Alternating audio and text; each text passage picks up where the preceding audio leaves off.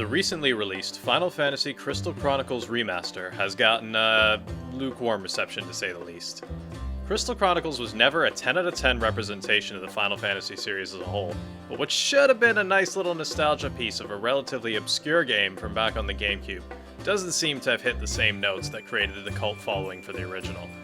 And I don't think it's picked up many new players along the way. For what it's worth, I do like the game and I do think it has its merits, but I want to take a look at both the good and the bad, and the very bad, and figure out how we got here. Before we dive into the remaster, for the uninitiated, Final Fantasy Crystal Chronicles was originally released for the Nintendo GameCube in 2003 in Japan and 2004 everywhere else. It was the first Final Fantasy game Square Enix released for a Nintendo console in almost a full decade, with the last one being Final Fantasy VI for the SNES. The story goes that after the explosive failure of Final Fantasy The Spirits Within, Square Enix, then just Square, were in some pretty spicy water, financially speaking. This situation pushed them to get over the beef they had with Nintendo, and finally put a game out for their home console. So when it came time to get working on a new Final Fantasy spin-off game, they put together a new team and decided to go with the GameCube, because I guess they figured at least it's not the Xbox. This is probably really subjective, but as far as the setting goes, I think Crystal Chronicles has a really strong one. The world's covered in a poisonous miasma that kills anyone who hangs out in it for too long. To have society. Every settlement in the world has a crystal that wards off the miasma. These crystals don't work for free. Each village has a band of adventurers that sets out around the world in a caravan with a little portable crystal called the Chalice to collect myrrh from special trees you find at the end of dungeons. You collect enough myrrh for the year, head back to the village for a festival, and then rinse and repeat. I really like this setting. Every village is one broken wagon tire away from being erased from the map, but everyone accepts it as some routine thing, like going out to get gas. One of my favorite dungeons in the game is a village where you see what happens when a caravan doesn't make it back in time. It's overrun with monsters and other bits of miasma corruption. It's a really good way of using the setting to show you what happens if your adventure were to fail. In another, you break into a guy's mansion, kill his staff, fight his wife, and then kick him out of his own home so you can get some crystal juice from the tree in his backyard. And like I said, a lot of variety. You learn more things about the world and its history through NPC interactions throughout the map, but as far as the story is concerned, that's really all you get. Well, until the end of the game, but we'll get to that later. As for the gameplay, Final Fantasy Crystal Chronicles is a co-op dungeon crawler. You'll be doing runs through levels with 3 other players to get loot and items that'll strengthen your character to run through bigger and harder levels. To the game's credit, there's a fairly extensive list of dungeons on display here, with the remake adding in remix levels for additional longevity. You have 4 races to choose from when you start out, each with their own benefits. The Jack-of-all-trades Clavet, the close combat-based Lilty, the Ukes who excel at magic, and the Selkies which, anyways, I went with a Clavet because my favorite foods are vanilla ice cream and toast sandwiches. Each race has combat-based physical attacks, as well as the ability to pick up magic spells in the field. There's a certain amount of jank to the gameplay that really lets you know it's the first action-based Final Fantasy game. This ain't no Final Fantasy VII Remake. The gameplay isn't some amazing experience that will captivate you the whole way through. It's serviceable, it factually works, and that's about the best I can give it. The button layout, for lack of a better term, feels a bit underutilized, owing to the fact that this game was originally meant to be played using a Game Boy Advance. Speaking of which, let's go in for a second. This game, along with The Legend of Zelda 4 Swords Adventures, had to be some of the most prohibitively expensive games for your average kid in the mid-2000s. Factoring in the price for the GameCube, the Game Boys, and the cables needed to use them, Game Night with the Boys would end up running you over $700 back in the day, nearly $1,000 in today's money. That's something I won't miss now that we have this version. The remake has its own set of issues, but we'll get into that later.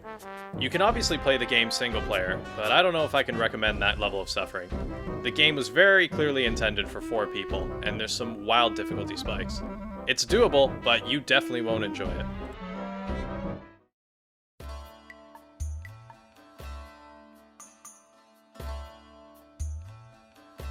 Switching over to the visuals, this game does look really nice. Most of it can be chalked up to the fact that this game has an art style that aged really well, but some stuff like the water have been completely done up. Characters and enemy models have some pretty clear priority over the environment when it comes to touch-ups, but I can't think of anything that stood out to me as overtly looking bad.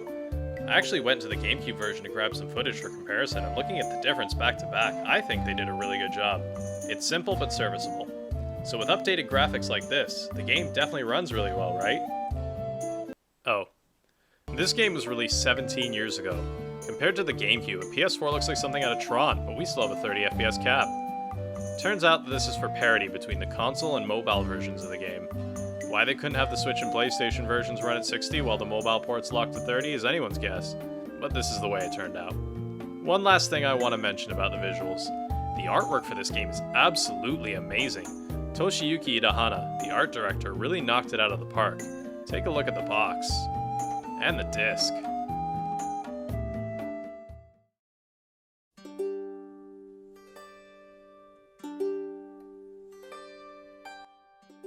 So how's the sound? Well, this game has some certified bangers. Some tracks I haven't heard in over a decade, but I was able to remember them beat for beat almost instantly. There's a lot of different genres of music on display here, and each really fits into the setting it's used in. They even got Donna Burke back in to re-record some old tracks. You know, that Donna Burke.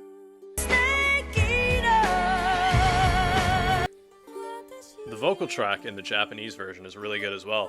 New spoken dialogue for NPC characters were recorded just for this remake, but it'll probably be to your liking whether you prefer using them or not.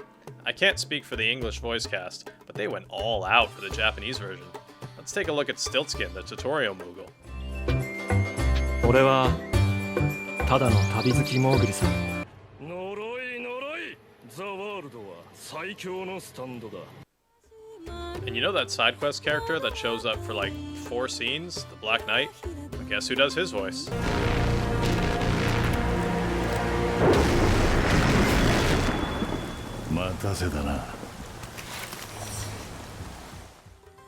Overall, the game had me doing that scene from Once Upon a Time in Hollywood where Leonardo DiCaprio points more than a few times, and I'd consider that a plus.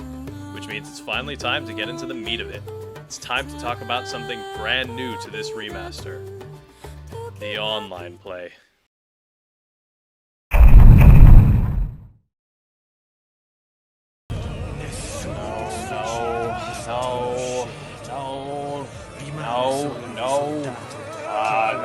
No.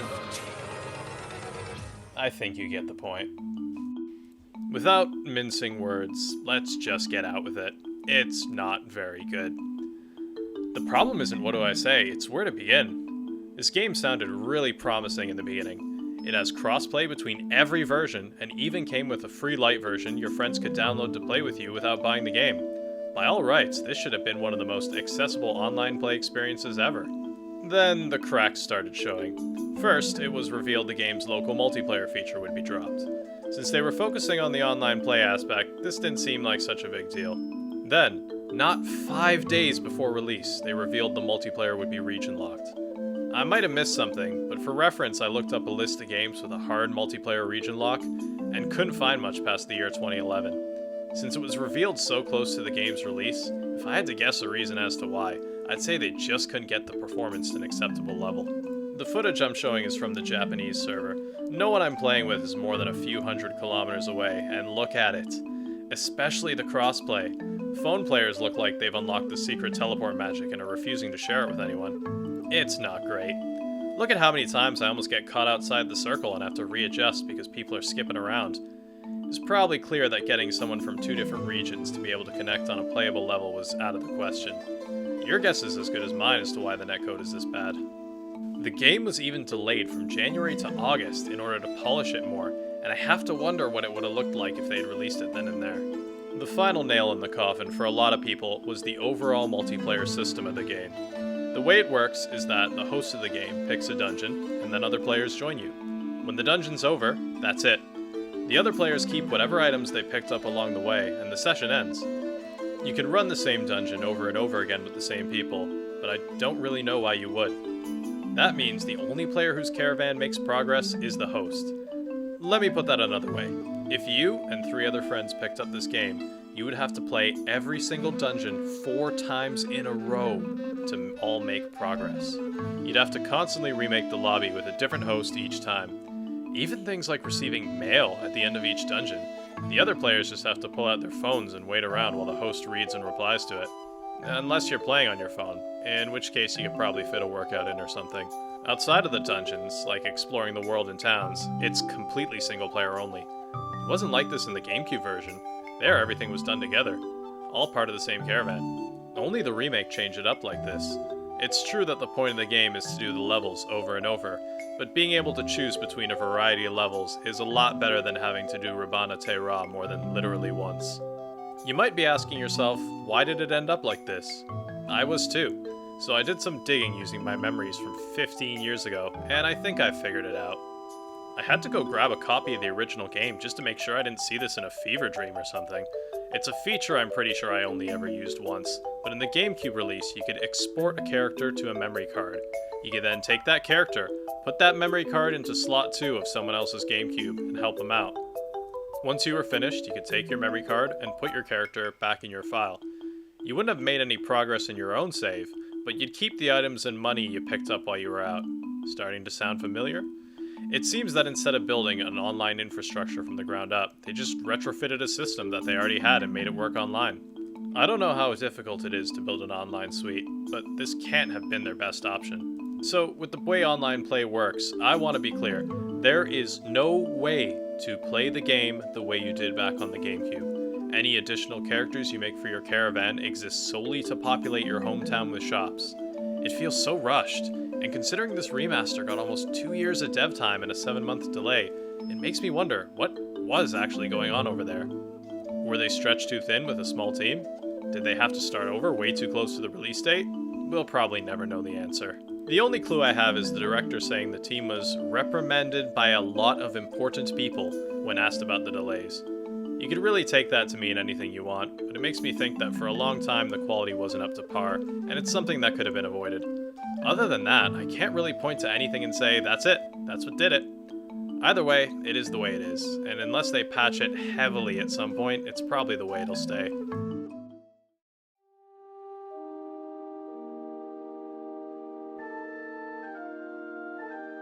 I haven't touched on the story, and that's mostly because there isn't much outside the final hour.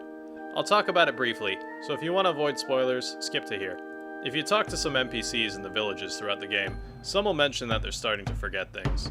Not things like what day it is or what they were doing last session in that PS1 RPG they put down for a week. Significant things, like their identity and such.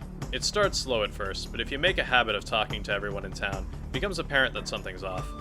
Once you collected the mystery crystal, you can head down to the final level and figure out what's going on with the world. Turns out that a long time ago, a meteor carrying alien life smashed into the Earth. The source of the miasma is a parasite that hitched a ride on the meteor and has been gassing the atmosphere ever since. I don't want to get into the logistics of how a monster the size of a bus can saturate the entire atmosphere of a planet, but I like this concept. You beat the meteor parasite, and it turns out the asteroid impact was so powerful it created God.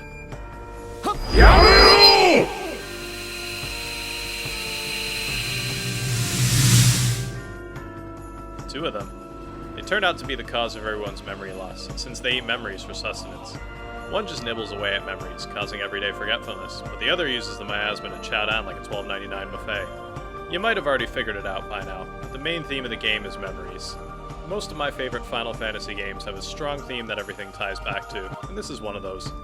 You pick up memories along your journey by interacting with people, doing dungeons, and finishing side quests.